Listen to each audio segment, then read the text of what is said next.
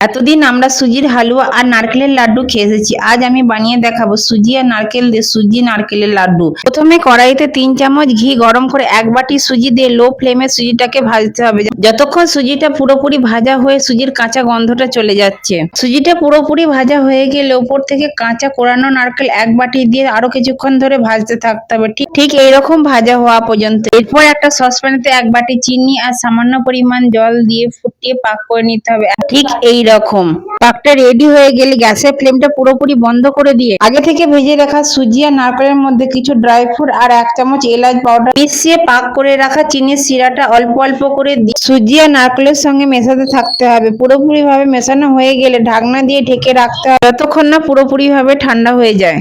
আবার মাঝে মাঝে খুন্তি দিয়ে এইভাবে নাড়াচাড়া করে নিতে হবে, নাহলে শিরার সঙ্গে সুজিটা জমাট বেঁধে যাবে। পুরোপুরি ঠান্ডা হয়ে যাওয়ার পর সুজিটার অবস্থা ঠিক এরকম হয়ে যাবে। এরপর হাত দিয়ে চেপে চেপে গোল গোল করে লাড্ডু বানিয়ে নিলেই রেডি হয়ে যাবে সুজি নারকেলের লাড্ডু।